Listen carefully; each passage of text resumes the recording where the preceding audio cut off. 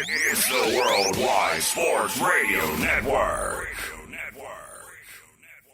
We are live exclusively on the Worldwide Sports Radio Network. Thank you for joining us on this Wednesday. Up north, it is snowing, so everyone please stay safe out there on the roads.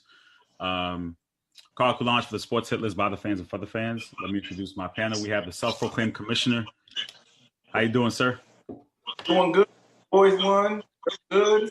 Regardless if it was a game, it's still a dub. So I'm doing good. Declan, how you doing, sir? You say you're not a Bills fan, but you're wearing a Bills jersey, so I don't know what that means. Well, it means I like Josh Allen. I'm a resident New Yorker, so I'm allowed to do this. I'm not gonna act like we claimed them years ago. Hey, listen, man, the two biggest Bills haters aren't here today. I'm very sad about it, but otherwise, I'm very happy to be here. All right, and we have Rockland County's favorite son, Mr. Ricardo Etienne. How you doing, sir? Doing good, man. Doing good. Been a while, man. It's good to be back on the screen, man. Yeah, man. You working these holiday hours, knocking you out the lives, man. Yes, but that's that retail life. I know. Appreciate it, man. Appreciate it. As long as I'm always welcome. Listen, well, thank you for all you do, man. That retail life, I praise the people who do it because I couldn't. Yeah, man. Last minute, man. We down to a week. If y'all ain't got that list wrapped up yet, get to it. Online shopping has saved my life, my Christmas holiday season, so I'm good with the online. But gentlemen, we wrap up week 14. We're on our road to the playoffs. It's getting really tight here, especially in the hit list streets in our race for first place. We're tied right now, 120 points apiece. Rick and Travis are tied. Ray is trailing by 2 at 118. Paul has 112, and Womack leads Travis by 2, 114 to 112. Ooh. So it's a close race. What's our biggest takeaway from week 14, Kamish? The biggest takeaway I wanted to see how the team looked after their big win of the season. The Browns, even though they lost, they look like they are a serious team right now. Like, I'm not saying like a title contender or nothing, but they look way better. I'll give them more credit than I would have normally given them before. I mean, it was a good game against the Ravens. Baker looked good. The run game the defense wasn't all that, but they made some plays. But in the end, Lamar came through. But that's my biggest takeaway of this week was the Browns. They didn't do what the Browns normally do, which is after a big win, the media gives them the hype, and next week after they get blown out. So that's me. Yeah. That's just mine. As we see our regulars pulling up to the comments, the common term is "you're in the streets of the hit list." We got Manny's here, Joel is here. These guys are always here pulling up. Thank you for the love and support. I believe Declan's mom is here too, Caitlin Kelly Krogman. So shout out to her for watching. Is that exactly? So shout out to mom for watching. We definitely appreciate the love and support. But Declan, talk your ish. The Bills beating the Steelers. I know you've been waiting to talk your talk. So talk your talk, bro. It's all you. Listen, I've been laying low all week about the Bills because to quote my man Lil Wayne, real G's move in silence like lasagna. We don't gotta talk that much about it. Go ahead, go for it, man. Come on now. Josh Allen, the Bills look really good. Stephon Diggs is a machine, solidifying himself as a top 5 receiver. The Bills' defense, which has been shaky all year, shut down a good team that I said was overrated, and now that they've dropped 2 in a row, that's starting to look like it's coming to fruition. And the Bills, Carl and I have both been jumping on since like week 1, even before that. I have, yeah. Tell them that for sure. Absolutely. I got you back. When I predicted that Josh Allen would be an MVP candidate in August, that's kind of fallen off, but he performed like it for like 4 weeks. But I'm not going to pat myself on the back on that. But yeah, the Josh Allen led Bills look really good. They look like they're going to win the division. I think since before Josh Allen was even born. So that should be fun. That might not even be my biggest takeaway. I think my biggest takeaway might be the Giants losing. That kind of whole disaster that may have cost them the division. I mean, maybe the Bills are my biggest takeaway, but a lot of big takeaways. Mitchell Trubisky playing for his job again, playing for his future in Chicago, lack thereof. Maybe there'll be more in that department for Mitch Trubisky. But yeah, overall, big week in football. A lot of narratives that were fulfilled, not fulfilled, and exciting football around. And I can't wait for next week. So Rick, I know you went solo on that Dolphins pick. I know it was a homer pick. And as we were talking before we went on live about your chances to still make the playoffs, you still giving your team a shot, or is it a done deal? No, not happening. Yeah. So one of the things I'll say is that obviously folks are gonna look at it as a homer pick and as a biased pick, and I stand by it. With even if I wasn't a Dolphins fan, based on how they have looked so far, specifically on defense. I was very confident going into that game that we were able to take that game. The defense showed up. Mahomes came in having thrown only 2 interceptions on the entire season, threw 2 interceptions in the first 3 possessions, ended up with 3 interceptions total. This defense came out and they did their thing. One of the things I mentioned on Sunday that kind of almost deterred me from making the pick and walking it back a bit was the fact that Gaskin wasn't playing. I knew that not having him in that offense was going to kind of hurt our chances to be as dynamic as possible on offense, which is what we saw. We weren't able to get touchdowns off of those turnovers, which essentially is what kind of killed us. 80 total yards rushing. We gave up that punt return. The safety was ridiculous. You know what I mean? So, three key things right there that kind of really held us back. But, it is what it is. An L is an L, but I like what I saw from that defense. They continue to go out there and turn the ball over. I think it's like 19 straight games now or something like that they've forced a turnover. We do have the best corner in the league, and I dare anybody tell me different. Xavier Howard is an absolute monster. That is a lockdown, shutdown corner. I think it's 8 straight games with an interception now or something like that. So I absolutely feel like we still are on path to make the playoffs. This is a game most people didn't think we were going to win anyway. So again, I don't think losing this game necessarily completely ruins our season. We have some winnable games down the line, some key games down the line. Specifically going up against the Patriots this coming week. That's a game we have to win.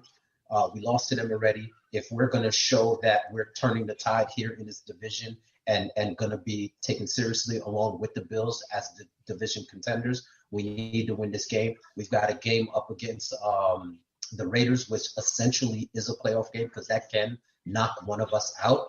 We close it out with the Bills, depending on how things go. Even the division might still be in play. So definitely confident with what I saw. End of the day, man, Tua continues to get better. He threw his first interception of his career this past week, and it was off a tip ball that hit Grant right in the hands and should have been a catch, So definitely as positive as I can take a loss, you can say, coming out of Sunday, but I think we're still on track to get into that dance. So according to Manny Wright, or Manny Schefter, we like to call, Hollywood Brown is on the COVID list. Ravens just tweeted it. And Travis is still in the comments. He's giving out game balls apparently, even before we get to that part of the show. We're not even Travis, hold your horses, brother. We're not there yet, man. My biggest takeaway, the Eagles, and I talked about it. I talked about it in the pregame, and I talked about the quarterback change. Everyone on the panel had, except for Pete. Shout out to Pete, who's up for Rookie of the Year nominations, by the way, in the Sports Hit List. He went with the Eagles. Was that a fluke win or a statement win, Ray? Right now it's a fluke win until they do other things besides that. What do I gotta say? Jalen Hurts did enough to win the game. He looked good. The running aspect definitely goes out. He made enough plays, but I just honestly I feel like the Saints just were taking it a little bit too lightly. But I'm not gonna knock him and say he didn't play good. He played well enough, but as of right now, until I see more evidence, I'm just gonna chalk it up as a fluke dub. Okay, Declan, is it a fluke or a statement win? I think it's a little bit of both. I mean, when you change quarterback, you change the entire culture of the team. And clearly Sunday we saw that it was for the better, as that was probably one of their hardest opponents of the year, and they went down and beat them on their own home turf. Jalen Hurts looked good. I was impressed. I think he runs crazy. That might come back to bite him, whether it be injury or he had the big fumble on Sunday. Shout out to Pete. That was a great pick. I mean, we'll see going forward. It's nice in Philly, I'm sure, to have a quarterback that throws balls to the same team, the team wearing the same uniform. It's a nice little change there, change of the culture in Philly. I'm sure their annoying fans love it. Maybe it is a fluke, maybe it isn't. I mean, it is a Saints team. Could be perhaps the number one defense in football, so that shouldn't be taken lightly. But definitely on the offensive side, that team is lacking, whether it be weapons. Taysom Hill's been good this year so far. But that was probably his first toughest opponent. And he had good moments and some bad moments. And unfortunately, in the loss, sometimes the bad outshines the good. But Jalen Hurts really performed. I'm going to go a little bit more towards the side of a fluke. But, hey, I mean, we'll see moving forward. But I don't know if this team is well-rounded enough to pull out some more wins like that. So, Rick, will you agree with the rest of the panel? Was it a fluke, or would you say more of a statement win? So here's the thing. I think I honestly feel like it's one game, so it's tough to really answer that question. I think what's more important is what it means for the Eagles specifically just going forward. Even beyond, these last few weeks of the season, whether they can still win the division or not. I'm talking even after that. What we saw on Sunday was, maybe a changing of the guard. So Paul has been on, has had Peterson on the hot seat all season. And one of the things we've constantly said is that, winning a Super Bowl in Philly has garnered him a level of clout that is going to allow him to hold his job. Guess who hasn't won a Super Bowl in Philly?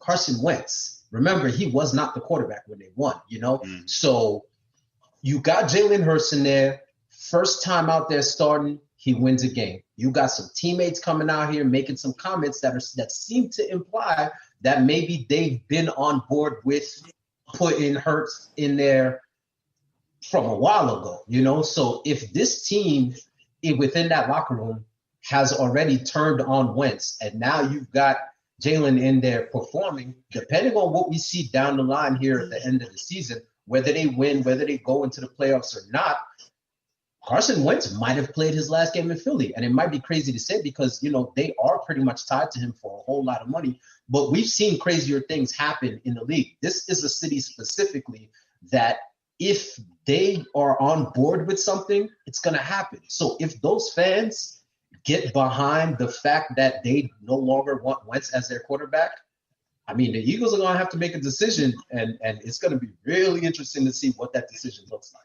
Well, that decision, too, is tough because, I mean, they're still paying Wentz. So it's like, all right. Exactly. Like you said, a lot of money, too. A lot of money. So what do you do? Yeah, everyone's talking about him getting traded, but who's going to take on that contract? They're going to either have to cut him, or if somebody in that organization thinks that they could fix him, for the price you're paying, they're going to try to fix him. And that's unfortunate. Jalen Hurts is put in a tough situation, as was Carson Wentz when they drafted him.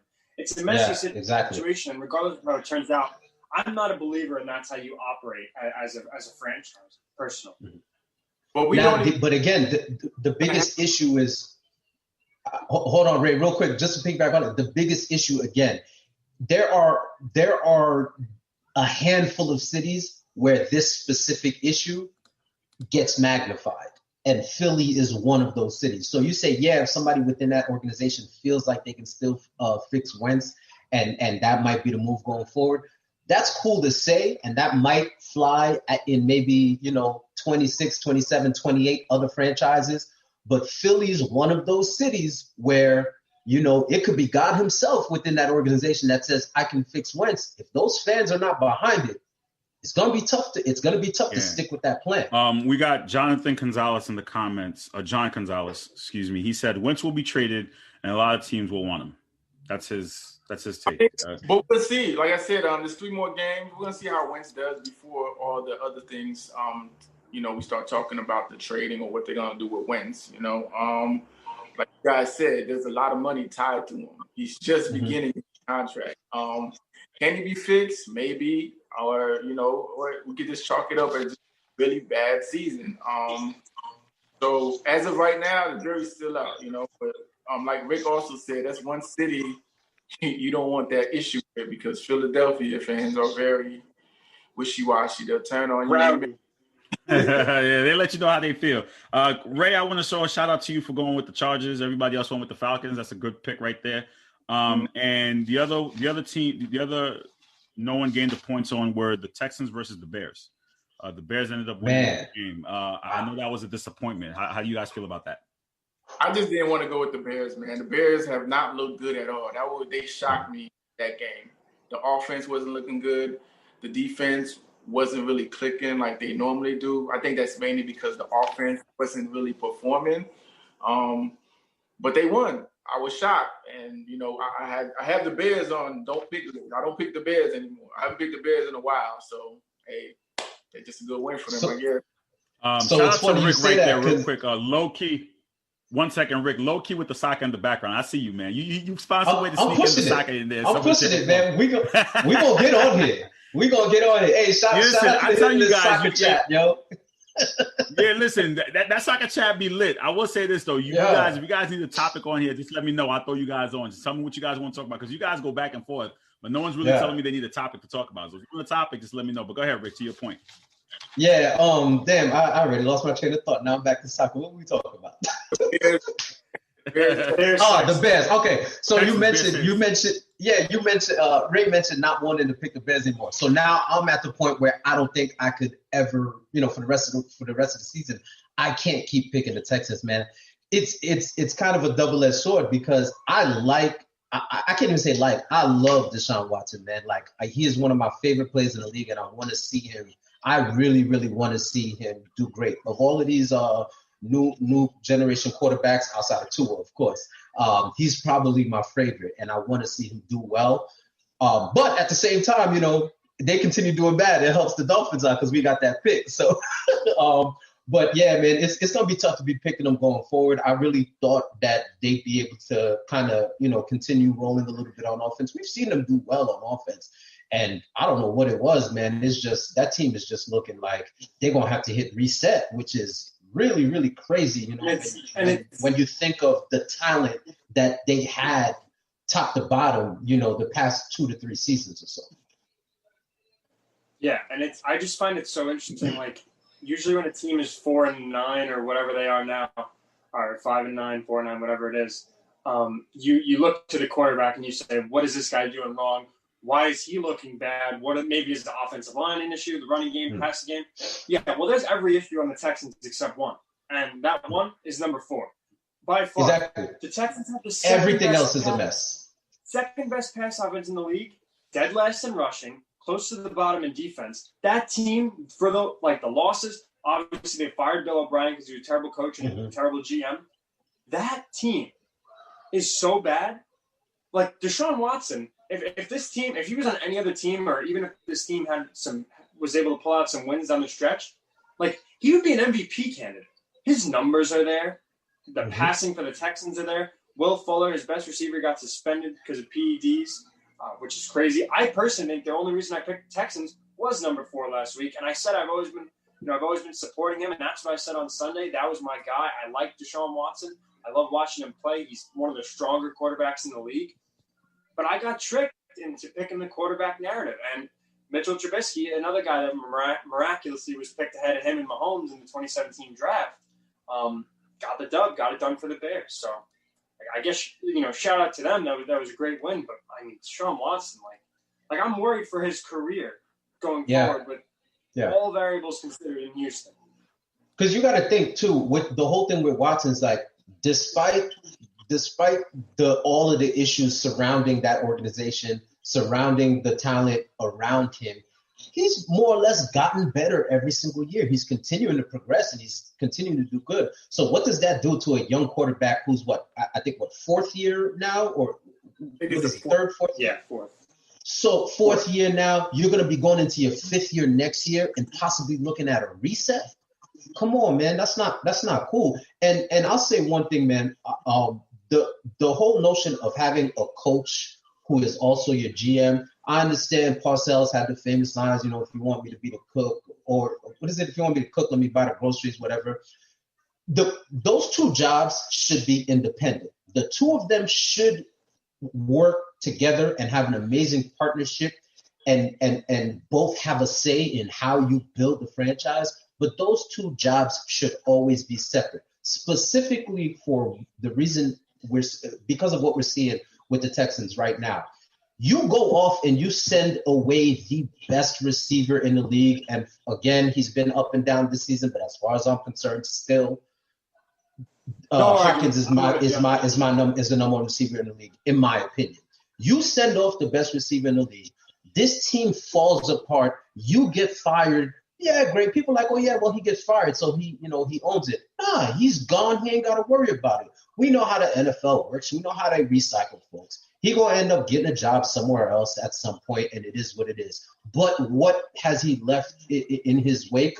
A young stud quarterback who now has nothing around him, and when his career is going to be in flux. Modern day NFL, when these quarterbacks on their rookie contracts, first 1 or 2 years, yeah, maybe it'll be a learning year. You'll go 6-10, you'll go 7-9, and slowly progress. But at some point, the best time to win in the NFL is when you have a quarterback on a rookie contract. Absolutely. At Seattle. Russell Wilson, Ben Roethlisberger. Yep. Even though those two guys weren't necessarily the leaders of their team, as that defense was number one in some of the best defenses we've seen over the past, I guess this century so far. But you have these guys on a rookie contract. You look at Mahomes. Now they're paying Mahomes. It would be a team-friendly, player-friendly contract where both sides work out. But you win with Mahomes. You win all these guys. Like the Rams went to a Super Bowl with Jared Goff when he was a rookie. The Giants won with Eli Manning. The Bills are on the verge of doing it now. On a rookie contract. Like the list goes on and on. All these teams win, But I think the thing I don't like about the head coach being the GM, when the head coach is on the hot seat, he's not thinking about the future of the organization. That's why Bill O'Brien made some of the decisions that he made. Giving up all that for that left tackle for Miami, getting rid of Hopkins. Bill O'Brien was not thinking about Houston's future. All he was thinking, hey, I need to save my job. Keep my job right now. Exactly. Which makes no sense because they were just in the divisional round of the playoffs. And why would he think that he wasn't good? I'm not saying he lost them that game with a fake punt when they were up 24-0 on their own side of the field.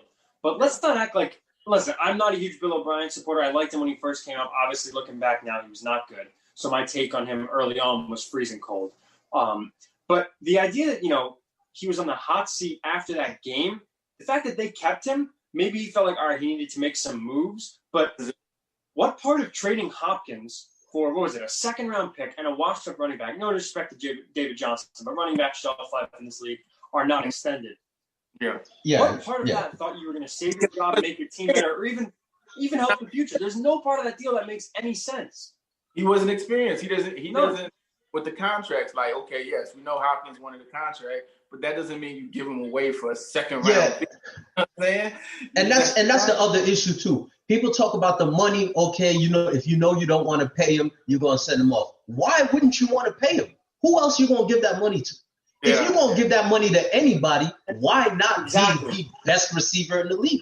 It doesn't make sense. 100%. And quickly, Carl, if you don't mind me just saying, because I know things are tight, but the one thing here that I noticed is that they traded him for a second-round pick. There was not like a whole league-wide – it wasn't like the worst-kept secret that they were shopping. Yeah. When that trade went down during the pandemic, during quarantine, the first couple of days, if I remember correctly, in March, we were all like, what?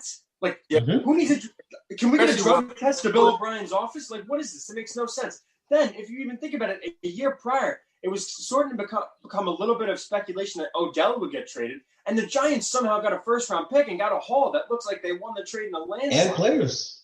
Which is insane. And DeAndre Hopkins is twice the receiver Odell is, and they got a second-rounder and a washed-up running back, whereas the Giants got a first-rounder, a second-rounder, and Jabril Peppers, who's solidifying himself as a top safety in the league. So it just makes no sense. Same with the Vikings. Wait, go ahead. Vikings got a haul for Diggs too. Yeah. Ray, go ahead. What were you saying? I said Minnesota got a first-round pick for Diggs, who were not at the time considered top 5. Okay. Exactly. I think Diggs is great, but he wasn't Hopkins level. I still don't think he is. I understand. So they got a first-rounder for Diggs. It shows you that basically Arizona they just took advantage of Bill's. Exactly. Listen, Carl, before you move over, this reminds me of something way back in the day. I don't know if y'all remember back in the day, and I'm going to make this little analogy. Back in the day when it came out that Janet Jackson was dating Jermaine Dupri, and everybody was like, what? You know? And I remember somebody tweeting or posting something at the time where they said, finding out Janet Jackson was dating Jermaine Dupri is kind of like finding out a day late that they were giving away free Bentleys. That's exactly what it was when everybody saw that trade for Hopkins. Every team in the league must have been like, yo, why ain't you call me, bro? I could have done better than that. Yeah. Let's just change real quick before we're running up on time. I know we normally do our you guys get game balls, but we're in the playoff push right now. So let's break down. If you look at the AFC, the Bills, Steelers, Titans, and Chiefs are currently in first place. Then you got the Colts, Browns, Dolphins, and Ravens are tied. So now we're having 3 teams make the wild card as opposed to 2 in the normal setting. So that playoff push, it really comes down, I think, Dolphins and Ravens. I know Rick is saying his Dolphins, but could we possibly make a case for the Ravens here? Yes, we can, because the Ravens, they play Jacksonville. They have some easy games that they can win. Yeah. So the Ravens right now are definitely the team that should make it to the playoffs because of their last 3 games. Who they play? They have Jaguars, Giants, and somebody else. Yeah, so pretty much have it. It's pretty much if they win out. So it's safe to say those who are in already in. We have no problems with the Bills, Steelers, Titans, Chiefs, and then Colts, Browns, Dolphins, Ravens. You'd say the Dolphins don't. Say again. Colts will be in. That's I think Colts will be in. Browns. Colts are rolling. Colts are rolling, man. Okay, so Colts are in. Browns are in. Colts are Super Bowl contenders, and Andrew Luck is the only thing that team really needs. Okay, so Browns are in. Yes. Okay, so I'm Browns still on the fence. Again, so then it comes down to Dolphins, Ravens, and I think Ray is saying Ravens. Declan, you're going Ravens? Declan, you going Ravens or no? I mean, the Raiders are just so disappointing to me. Like every team they play except the Chiefs that are even remotely decent. Well, we're not talking about the Raiders. The Raiders are 7-6. We're not talking about the Raiders. I'm saying they're done. They're done. Yeah. We sorry, Manny. Your team had their chances and opportunities. I guess so. We got the Browns, Dolphins, and I guess the Ravens. Oh, yeah. No, Browns, Dolphins, Colts is where I'm going. The Ravens aren't gonna. Yeah. I don't have the Ravens. So say that again. You're going Browns, Colts, and Dolphins. Yeah, in no particular order. Okay. I'm just saying those are the 3 that I And would Rick, I already know you stand on your Dolphins. Now moving to the NFC, we got so far the Washington football team. Now here's the thing, though. Here's what I'll say, though. Hold on, before we move on. I'm not giving the Bills the division yet, man. If we take care of business these next 2 weeks, we still play the Bills the last week of the season. All we need them to do is trip up before they get there. So that division ain't sealed yet. Right, but even if so, though, that would mean the Bills would get the wild card. So they'll still get in. Yeah. I think it's gonna be Browns Ravens. It's gonna be between the Browns Ravens. Yeah. Moving along to the NFC, Washington right now leads that division itself is a wild card in my opinion. Crazy. You got the Packers are putting in, it nicely. Saints, yeah, Packers are in, Saints are in, Rams are in. We don't see that really moving anywhere. Then you get the Seahawks, Bucks, and the Cards.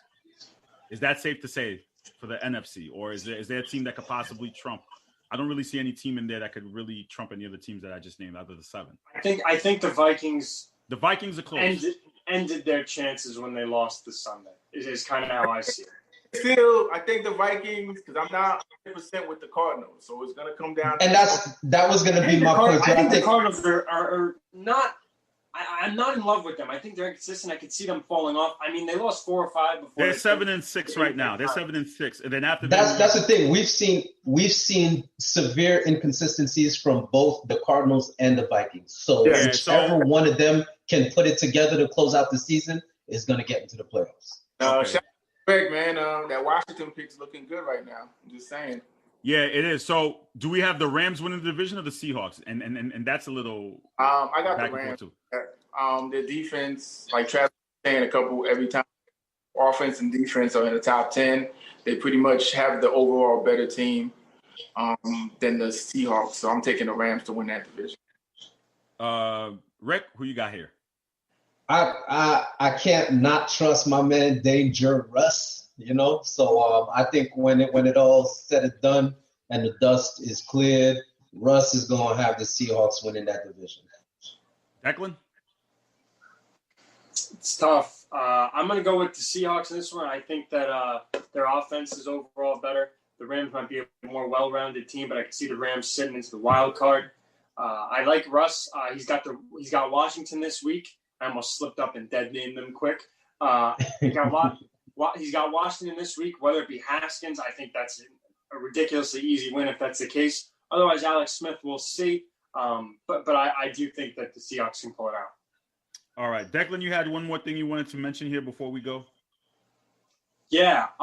Listen. So Charlie Pride. I don't know if everyone knows who he is. He's, in my opinion, he's the GOAT of country music. Now, I promise this ties into something. Don't worry. Charlie Pride.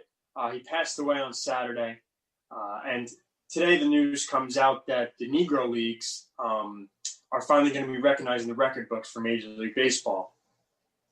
In another interesting twist of events, Charlie Pride was actually a pitcher in the Negro Leagues. He was also a switch hitter when he hit. He played for the Red Sox and I think the Birmingham Black Barons. And then he also saw some time in the Yankees minor league system before coming, in my opinion, the GOAT of country music. How that ties into me personally, I'll get into very quickly. My grandfather, who, as you guys know, passed away 2 weeks ago, was a huge fan of his. That was probably one of his favorite country music stars. And he loved their song Burgers and Fries, which always reminded him of his wife, who passed away a few years ago, my grandmother. He was very upset when he heard this song in May before he fell victim to the nursing home situation in New York. And I don't want to say captivity, but that's kind of what it was.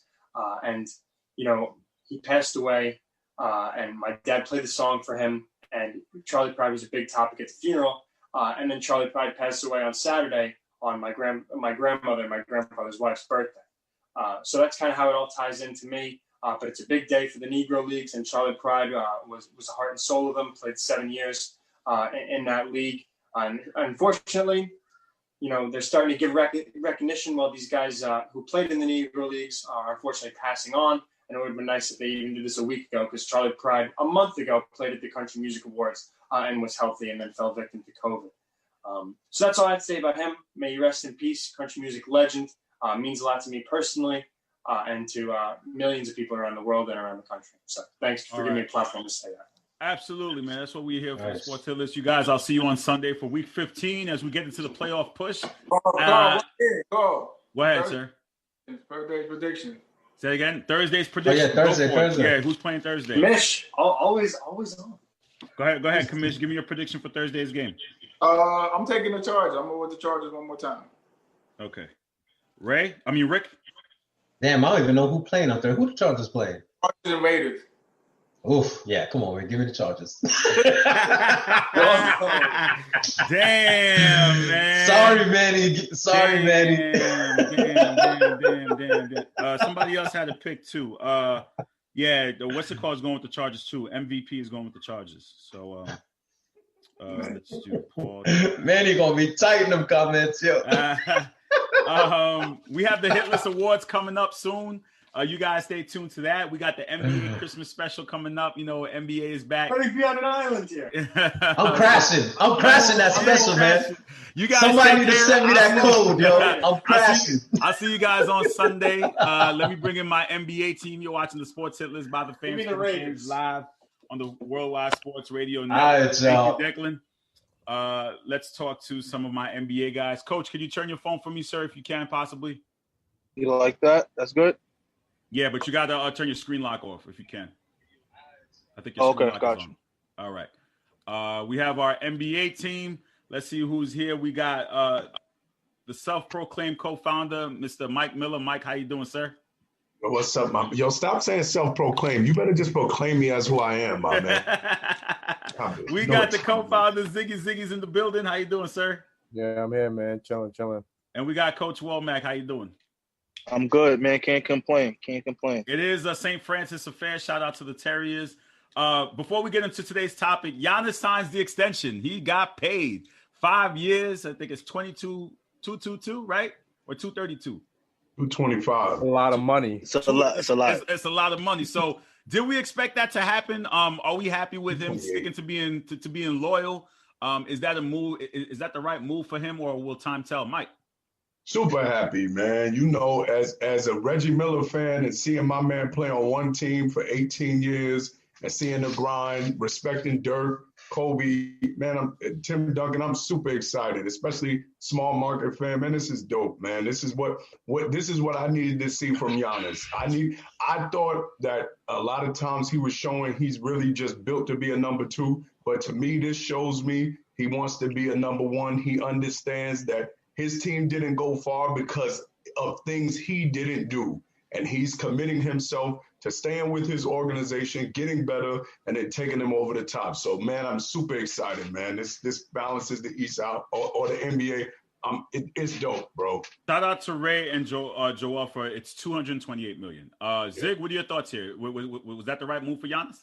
I mean, I don't know what's the right move for that man. I mean, he gonna make his decision. But personally, for me, being able to see that take place, it was refreshing. You know, every off season, we always look forward to seeing what player is going. Well, not look forward to, but everyone looks forward to which player is going to be moving, which player is going to be going to which city. So it was just refreshing to really see a big time superstar like Giannis actually say, "Hey, I'm actually going to stay put and try to make it work in Milwaukee." I'm looking forward to seeing how that combination now works out between him, Chris Middleton, and Drew Holiday, who I feel is probably the most underrated player in the NBA. So I'm looking forward to it. So what you're telling me is the media didn't tell him to leave and join somebody else, right? He decided to stay because he did it on his own. The media and the fans didn't have anything to do with that. That's between you and that I just wanted to put that out there because someone last week told me that the media and fans tell players where to go, but Giannis this week decided to stay with his team. It's true. That's true. I mean, Matt, what are your thoughts here? I mean, in regards to Giannis, this is not a typical, Americanized player who's come through the system of having a lot of yes people or people in his ear telling him what decisions to be made that may benefit them as well. We got to look at it as is not every situation is different. Giannis's circle, he's from Europe. He's a European player. A lot of times those guys tend to stay, especially stars like Dirk, they stay on one team. They're pretty much loyal guys. But also a key factor that a lot of people are not talking about is this was a weird year in all aspects of free agency. You couldn't get that private jet just to fly you into the city. You couldn't get those face-to-face meetings. You couldn't get the fanfare. You couldn't get the wine and dine that a lot of these executives, the house visits that a lot of these executives would take different players. You got a lot of Zoom meetings. You got, more intimate settings. So, I'm happy Giannis, decided what was best for him. I think it's a good step for him. But I'm not going to chalk it up to just saying, Giannis is super loyal and that's why he stayed. I think he made a smart decision. 5 years, he's still a very young player. That they gave him the most amount of money any other team can give him. After 5 years, Giannis still has 3 to 4, possibly high-notch years where he still could play at a high level. If he doesn't win in Milwaukee in these 5 years, I think he's definitely gone, if not before. So I'm not just going to put him to a pedestal and say he's super loyal and that's the decision that he made. We'll see. Tom is going to be able to tell whether this is just a strategic move for the next 3 to 4 years for him or he really wants to, stay in Milwaukee for the rest of his career. We have a question from Rick. He said, what do you think the Bucks' next moves are going to be now that they got Giannis locked in? Like, is there another major move they need to make to get them over the hump, or do they think they have enough? Well, they've traded a lot just to get Jrue Holiday. That was their one big move to make. Any other moves would be moves around the edges. So this is pretty much the team they're going to go into the season with. And I think this is a good enough team because you got the piece you needed. Now, if Giannis goes to another level, because that's really what all of this is contingent on. If Giannis goes to another level, whether it via he works on his jump shot or he works on his post game, either or, if he starts mixing that up and he takes his game to another level, this is the type of NBA post-Warriors where you can win with one elite superstar and other good star players around you. You don't need 3 elites. So I think there's not that much. I think you need 2. I think you need 2 elites. Yeah, but Mike, yeah. I just don't see it. If we can go back, even if you go back every NBA season, in the past, even with the Warriors years, after they lost, they went and got KD. LeBron still had Kyrie, elite at that level. This year, LeBron, AD. Yes, Miami got to the promised land, but this was like I said, this is a different type of year. If Miami does it again next year, with the same team they have now, then I could say, okay, they're trying to break the mold of saying we don't need two superstars or two superstar level players on the same team in order to compete for a championship. But if the Bucks do not get to the championship this year, you best believe Giannis will be there, but a lot of movement will be made to try and get him a second all-star, borderline superstar type player who wants to win a championship. Because if they don't do it this year with the group that he has, then they're not going to have enough. Yeah, but Mike, I'm surprised you said that though, because me and you have had conversations where you're telling me KD and the Nets with Kyrie are the team to beat in the East. So how could Giannis even compete with that? Remember my key.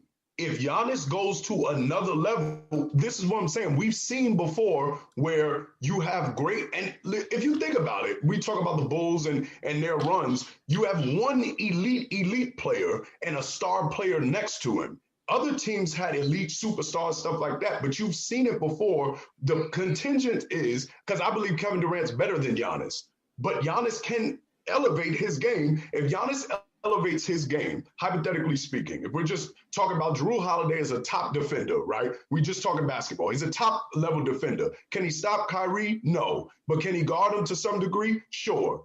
So when you have some degree annoy him a little bit, if you have that, then you essentially have Kevin Durant and Giannis. You have who's going to be the better of the two. If Giannis goes to another level and is better than Kevin Durant, then as Mac just said, and as most people are not going to say, oh, they can't go to the finals. So if you're saying they can go to the finals, then that means you're saying they have a chance to win a championship. If that's the case, then it's probably going to be contingent on how great Giannis will be in the playoffs, because that's how they kept losing. They were losing mostly because Giannis couldn't go to the next level. He had too many holes in his game and couldn't go to that next elite level. If he does that now, then of course they can win a championship. We've seen players do that. Hold on, Carl, let me jump in there. So Mike, let me ask you this. What when you say elevate his game, what do you mean necessarily? Because I had that conversation earlier today with shout out to Nigel Byam. I know you know him, Mac. I had that conversation with him earlier today about Giannis needing to add a jump shot to be able to, transform his game and take it to another level. So can you just talk more about what you mean when you say elevate his game? I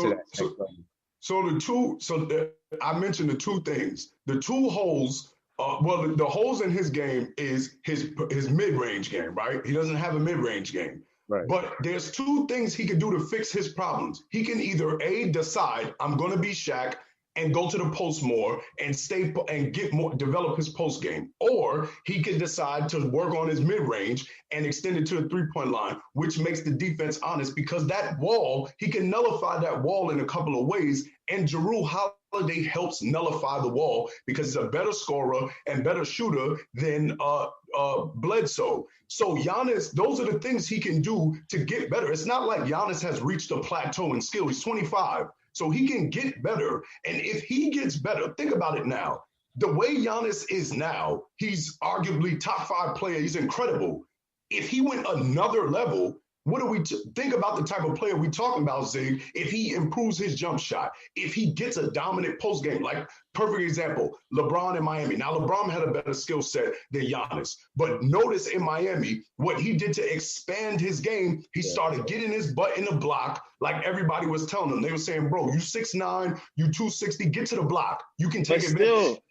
That's not why I agree with you on that, but that's not why they won in Miami. Like, he needs LeBron, and if you want to win, you got to get another superstar type player next to you. That's just what it is. It's hard, Mike. It's hard. It's tough. It's really. But we're still saying he can make it to the finals, though. If we still say, I don't know. You're saying that. I don't think so. I don't think he can. For last year, you had a chance to make it to the finals against another team that didn't have 2 superstar type players. I just don't think it's viable with Milwaukee unless they add another big piece. You want to be a championship level team if you're Giannis. That's why he's staying there. I want to win a championship. When we can't just be on LeBron and say we're going to judge you by your words and not judge everything.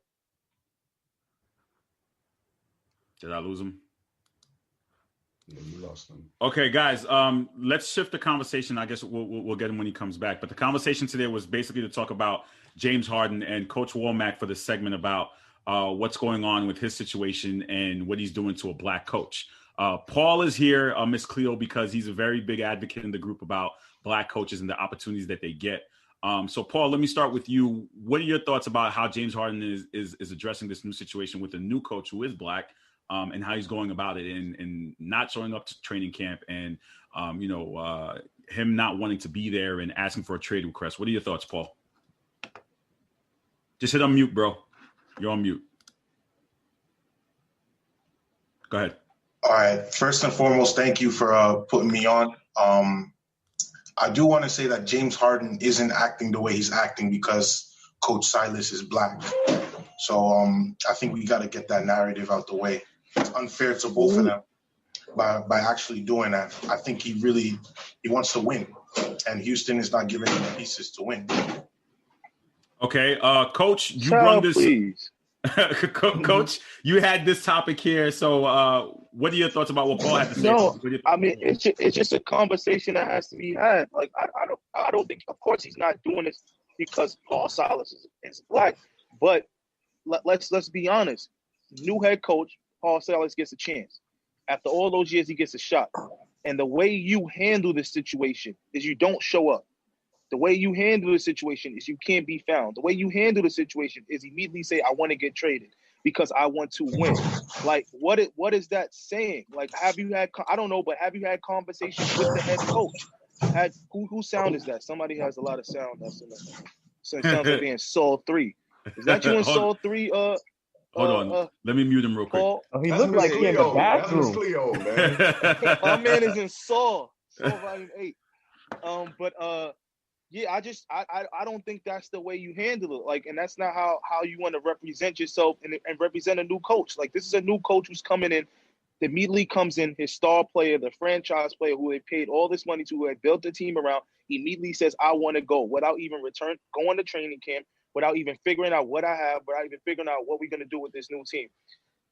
Then when coaches don't succeed, like say he just gets traded immediately and they got to rebuild, and that coach struggles in a season or 2 seasons, and people are starting to question it, well, what did your star player do? Immediately, did he give you a chance? How can we ask for everybody else in the league to give them chances when when a star player like James Harden is not giving this guy a chance or not giving the proper, back and forth to figure out what's going on? I just didn't like the way he handled it in the beginning. You want to get traded, be business, like be professional, still show up to training camp, still do your job as you're getting paid for, and work through your agent, whoever his agent is, ask for a trade, and then you go on from there. The way they handle it with these people just not showing up, I just think it's unprofessional. Mike, what are your thoughts here? Do you agree with Coach or do you agree with Paul?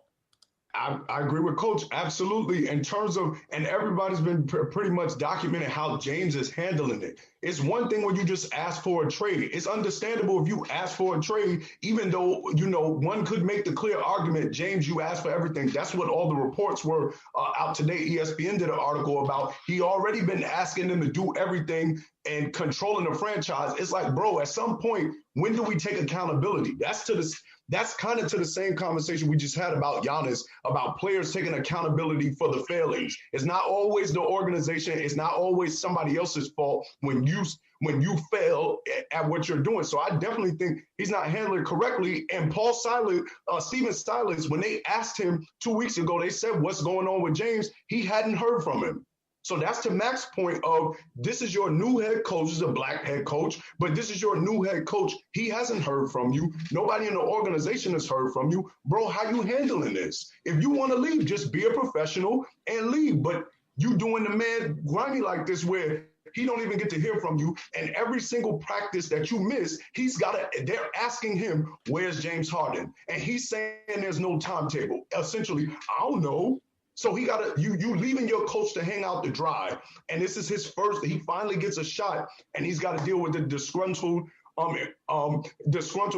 And really quickly to Paul's point though, it is kind of Steven Silas, it's not necessarily his fault that James was already pissed with the organization because they got rid of Daryl Morey. So that is where it's like Steven Silas walks into a bad situation, but still, James, be a professional, handle your business, man.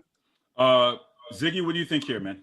I think I gotta echo Mike and Mac's point. It's definitely unprofessional. I'm for one all about bending and sometimes breaking the rules, but it definitely didn't look good that, you went to the club and you went partying when your whole team is practicing. Not to mention, they brought over two individuals for you and John Wall, DeMarcus Cousins. Like you never got that opportunity to play with those dudes, and they're looking forward to playing with you. So it's sending mixed messages where John Wall is saying, he's excited, he's ready. DeMarcus Cousins is saying he's, ready to ball, but you're nowhere to be found.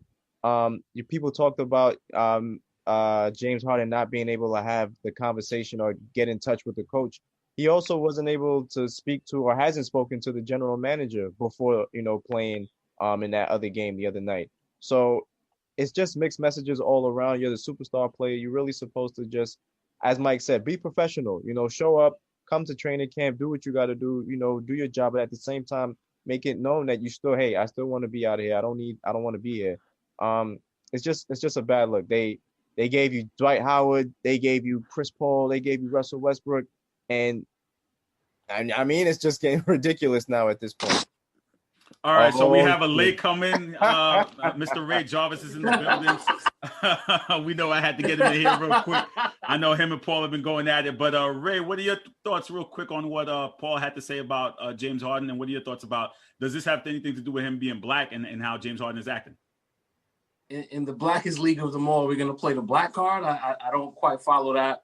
But James Harden is just doing your usual NBA trope. Superstar decides he wants to leave, makes a bunch of noise until he gets traded. We've seen this movie before. There's no need to play a race card when we've seen this movie. The Lakers championship is based on this movie. We've seen it already. You find a superstar who's getting top dollar who wants to be traded. He's done this. I like the wrinkle of the holdout. That was cute. I enjoyed every second of the holdout. But that just shows that James Harden is ready to go. Tillman Fertitta, based on everything I've read and everything I've heard and the people I've spoken to who has some type of connections, is determined to make this work. So we're going to be at a bit of an impasse until James Harden gets traded, because the end result will be the trade. I expect a very petty trade, actually. Like, I don't think he's going to Brooklyn. It wouldn't surprise me if a deal comes about where he's in the middle market somewhere, because Mr. Fertitta is going to be upset and he's not going to want to put James Harden in a Miami or a Milwaukee or a Brooklyn. I think a petty trade will eventually happen. Will I be wrong? Possibly, but I don't see this going the way we think it's going to go. I agree. I agree with everything Ray's saying. The only problem I have with it, and I don't know who played the race card. Maybe somebody on this call played the race card and said they did it. I don't know who it was. Did. Oh, but like when Melo wanted to get traded from Denver, he still showed up to those games. Afterwards, he said what he had to say. He said, you guys know I want to leave. The race card came in. Sorry to interrupt, Coach. So the race card came in from Steven Jackson. Steven Jackson played it in his podcast. No, but Steven Jackson, you got to understand what Steven Jackson was saying. He wasn't playing a race card in that aspect. He was saying that as having a new black coach, this is not how you should have handled your holdout. He wasn't saying he did it because he's black. He wasn't saying that. He was saying should have got the extra. Like, you should have gave him the call. You got to go to like, you've got to make this man look good. His first 10 press conferences as a head coach shouldn't be talking about you not showing up or you partying. You want to be quiet and not show up. Don't have Instagram being in LA. I mean, being in Vegas or being in Miami. Like that. Right. Like, that's the things that I think he went across wrong with. If you want to get traded, like you said, all superstars did it, like Ray said. Superstars say Anthony Davis showed up trolled the whole team and showed up with the That's All Folks shirt at the end of the season. We get that. But you know what Anthony Davis was that game? He was on the bench with his team. That's right. He still didn't just not show up. I have a problem with James Harden just being a diva like that and just saying, I'm not going to show up while guys are going and working out and I'm getting paid the most money. I'm just going to do what I want to do. And then all of a sudden he's going to show up at the end. That's the only problem I have with him. You want to get traded, bro? Do your thing. Go where you want to go. What if he's just trying to expedite the process of being traded by way of pulling these antics as opposed to waiting until midseason to be traded? I blame his management for that, because we all know who've been in the game that you're going to get traded when that deal goes in, whether you don't show up or whether you go to the practices. We've seen it. Once they get those, they know you want to leave. There's no more that needs to be said. Everybody knows James Harden wants out. Period. If he didn't show up, he actually, like you said, Ray, he made it worse for himself, actually. Yeah, he made it worse for himself. And Houston's being even more petty right now. Like when we talk about them they had trades of it. All the rumors was they had trades. They've been upping the price now because they're telling him, yo, bro, we got you under contract for 3 years to a guarantee. We don't gotta trade you right now because you getting mad and you're gonna be a jerk about it. Nah, man, you sit till I get the best deal I want. So they're gonna, it's like Ray said, like Mac, they're going to be petty about it. They have already been. Tillman Fertitta's not just giving you away for free, bro, and you making it worse. If I'm Houston, I'll wait till the second, third week of the season, see who's not clicking, see who's supposed to be a contender, see who's desperate to make a change, and then I'm going to go get the best offer then. Right now, you have all the leverage in the world if you're Houston. Paul, let me ask you this. Paul, let me ask you this. Detroit. That's a fact. Siberia, baby. So Paul, let me ask you this. Rick in the comments says, do the Stars owe it to the black coaches who get a chance to do better? No, they don't. First of all, black coaches rarely take opportunities where they're stars anyway. You know, they don't have the luxury of picking a job. They usually just take the job that's handed to them. You know, like let's look at who's this guy that got fired from New York, Fizdale. Fizdale was promised the world when he got there. Oh, when your second year, we're going to have enough money to sign KD and this and that. And it didn't happen. So a lot of black coaches, you know, take opportunities like Dwayne Casey in Detroit. So they don't have the luxury of even coaching stars. We look at someone like Monty Williams. Monty Williams is coaching a budding star and an aging star. And it's not to say that his job is on the line if he doesn't make the playoffs this year, but how many black coaches over the last, let's say, 5 years have had the opportunity to coach stars or multiple stars? Well, I could name two. I mean, you have Doc Rivers and Ty Lue. And Ty Lue is coach. I mean, if you want to, I've named two. Paul, I got a question, Paul. I'm sorry to jump in because I want to understand you clearly. I want to understand your question too, Carl, clearly. Your question to him was, does James Harden owe Stephen Silas No, it was Rick's question. He said stars. He said stars in general. Did he just come out the bathroom? My man. No, wait. Time out. Did he really just come out the bathroom? Oh, we all know that dude was in the fucking bathroom, son. Nah, you smart. What happened? You can't do that. Everybody knows you to the building. Nah, bro. To the building. Nah, bro. I gotta remove you, man. I gotta remove you, bro. Damn, that's crazy. Yo, I gotta remove you, bro. I'm sorry. Typical bozo behavior. I'm sorry, bro. I'm sorry. That's a fact. I'm sorry. I wasn't even using the bathroom. I'm sorry. Nah, my man. I'm sorry. Oh, nobody saw that? Nobody thought He's he out, was No, I know he was in the bathroom, but I didn't think he was using the bathroom. That's crazy. He flushed. He's out.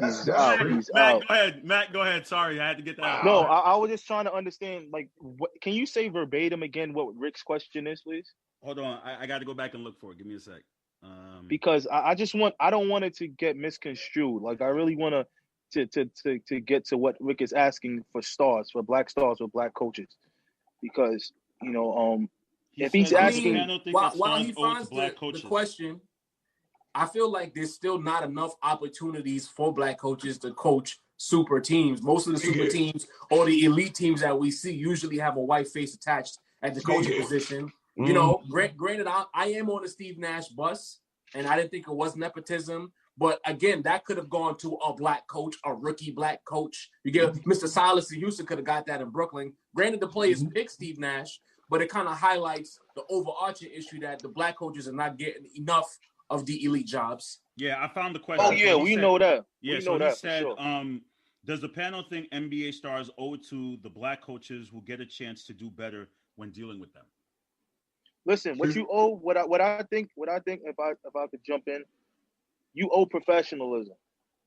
Like you don't owe your career. Like James Harden, where he's at in his career, you don't owe yourself to have to stay in Houston if you don't think you're gonna win and you got 4 years of being an elite player. You don't owe anybody that, just as much as I don't owe St. Francis any of my years that I have left if I think I have a better opportunity to move on and move someplace better. But what I do owe St. Francis is every day to show up while I'm still getting paid by St. Francis and try to work to the best of my ability and have some kind of loyalty in terms of the people who took a chance and gave me the contract that I have, and just like they gave the contract he has.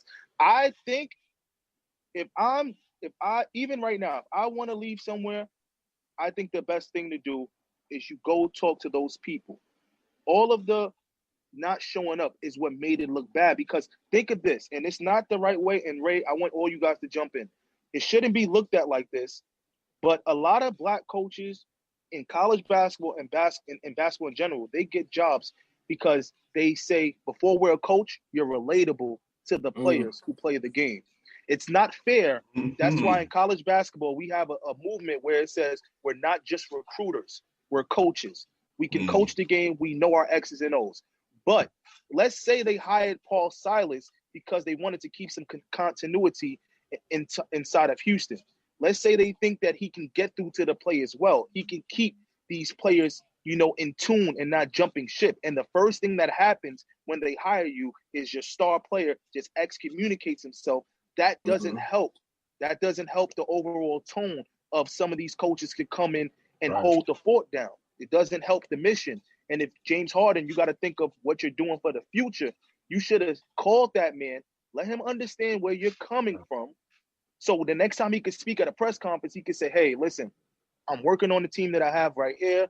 We're trying to get better. In regards to James Harden, when I get new news, we'll talk over new news. But right now, I'm going to focus on the guys in this training camp, because it's only fair to these guys who are giving me practices right now that I focus on them. In regards to James, we spoke.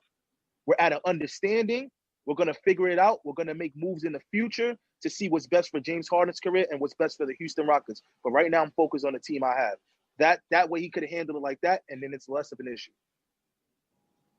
I mean, that would have been the optimal decision, and it's 100% correct by James doing that. It kind of takes the steam out of the new head coach's position. He didn't get to establish anything. You come in there, you're a rookie coach. You're not even just a new coach. You're a rookie head coach.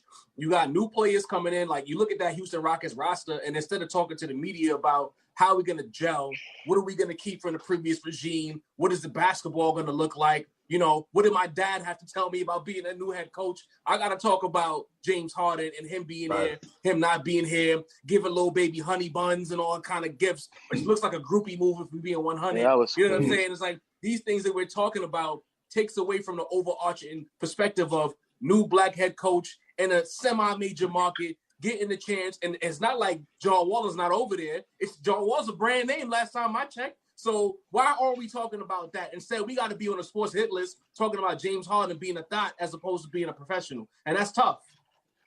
All right, guys, before I let you go, KD and Kyrie, did anyone catch the preseason game? Zig, what were your thoughts? How did KD look? Listen, I'm going to be watching. Joe said it the other day, but I'll let him say that. But I'm definitely going to be paying attention to a lot of Nets games this year, just for the fact that they look good playing together in preseason. It looked like they've been playing for years. The chemistry just flowed between the two of them. And Kevin Durant, for that injury that he came off of, he still looks smooth. I'm looking forward to the season, man. And like I said, I'll be tuning into those games. I'm looking forward to it. Mike, you and I had that conversation. I told you I was a little bit nervous, but maybe it was that Celtic bias kicking in. But what are your thoughts with KD and Kyrie? You said you wasn't nervous, right? I don't know, man. I don't know, brother. I don't know, man.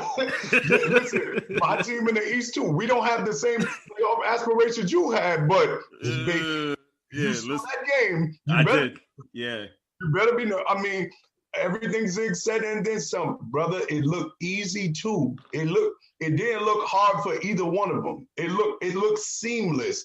And they look real comfortable. And I text some people that night, and I was like, listen, I'm pretty sure everybody in the East, after they saw that game, started praying to the injury gods. I know it was. I don't wish injury on nobody. I don't wish it.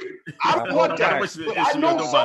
I know some of those scumbags was thinking in their mind, like, please. Well, it's funny you say that, Mike, because Manny said that. Manny said he got a few text messages. Manny Schefter said he got a few text messages saying that, I hope they get injured. See, I know, Carl, I know how scumbags think, man. Yeah, like, I was a partial scumbag. I never wish injury, but they look great, brother. So, Ray, let me ask you this. Do you think the Nets are a threat to your throne for you to back-to-back? Listen, As I said previously, shout out to Zig. The Yes Network is going to be must-see TV for the Brooklyn Nets. Mm-hmm. Absolutely. To me, the Nets, I felt before the season, before I saw a game, they were the number one contenders. It's a preseason game, so what? If you know basketball, you know what you saw. The Nets are the number one contenders. The Nets have everything. They have two superstars. They have versatility. They have shooting. They have bigs. Every box you want to check in the current NBA, the Nets have it. All of these narratives, and you got a lot of NBA fans who get stuck on their emotions and how they feel about plays, and they don't think about the basketball. Two of the highest IQs in the game are the superstars of the Brooklyn Nets, Kyrie Irving and Kevin Durant. I don't give a damn about how you feel about them as people or players. When it comes to X's and O's, the NBA is in trouble, okay? Trouble. Okay, so let me ask the coach. When you put a first-year head coach in Steve Nash with these two superstars, is that enough to get them to the finals and even win it? Did Steve Kerr get to the finals? I was thinking the same thing. But here's the thing, though. Steve Kerr went into a team that was already together for 3 to 4 years. Listen, I'm going to tell you. 3 to 4 years. They were together for 3 to 4 years, but I mean, when they made that jump, the way they played that year, it's different. You know, it's not the same as when they first got started. So, you know, I think Steve Nash sometimes, and he played this way, so I'm sure he coaches this way. And I actually, I saw a practice, and I kind of figured out like how he's going to coach. Less is more. You know, when you got that type of talent, less is more. You're not really coaching every minute, every second. You're coaching in your practice. You're establishing what your tone is, what your team represents, and you're going to let those guys play. You know, he's not going to be trying to stop them. And you see what happened already. Kyrie comes out and says in the beginning a couple months ago, oh, we don't really need a coach, because he didn't understand, because the way he'd been coached before. This is young Kyrie, this Kyrie with LeBron. Now he says, you know what? Let me walk my words back. Steve Nash is the coach, because Steve Nash is going to let us rock. And one thing I would say for Nets fans and I kind of know how the Nets players feel on this, keep the team as is. Keep the team as is. You do not need – James Harden is a great player, but you do not need anything messing up the chemistry between the other two guys. Let these guys rock out. Now, if say in 1 or 2 years you don't get over the hump, say it happens. Say KD is 80% of what he is, and you figure you need another person. Then you take that jump. But year 1, year 2, Karis LeVert, Spencer Dinwiddie, those guys keep the team as is and rock out. Can I just say something real quick? Go ahead, sir. Steve, you know what? There's a lot of coaches in the NBA who are afraid of the talent. They're afraid to communicate. Brad Stevens. Steve Nash is a grown man, okay? Like, let's not forget. Steve Nash wasn't take it on the chin. Don't do nothing. Just take it on the chin, Carl. A 2-time MVP, and he was a grown-ass man, and that's going to translate on the sideline. One last thought. The Knicks look good too. I know it's preseason. Oh, chill. They did not look good. Stop. I'm being nice. I'm being generous. No. Chill. No. Listen, I'll say this about the Knicks. Well, since everybody knows I'm a Knicks fan, I think for what the Knicks, the picks they made, they are not trying to embarrass themselves, and that says a lot for the last couple of years. The Knicks got to start with just not embarrassing themselves. That's it. Make solid picks. Don't shoot for the rainbow. Know you're a bad team. Know you're not the number 1 team in the tri-state area, and just hold it down and to build it the way the Nets did it like that for years to come. You don't got to be on the top. You don't got to be the loudest voice in the room, and you don't got the biggest gun. You got no guns right now. Just chill out. All right, guys. As you saw the promo yesterday, Christmas Day, 10 a.m. If you guys are available, please pull up as we preview the games, and we'll break down the NBA season. We'll celebrate Christmas, and we'll kick off the holiday with the fans. So 10 o'clock is the live. If you're available, is that 10 a.m. Eastern? Yes, 10 a.m. Eastern. All right. So that's 9 a.m. for you, bro. I know. If you could come through. Call real quick. Am I ahead or behind your guy Trav in NFL picks? I just wanted to ask that. You are ahead by 2 games, sir. 2 games. 114, 112. You tied Ray last week. You had 11. I think that's the 4th time you had 11 games. Mac, you out here ahead of the football guys. Yes. Bro, yes. they can't. My man man. holding it down. That's what I'm talking about, man.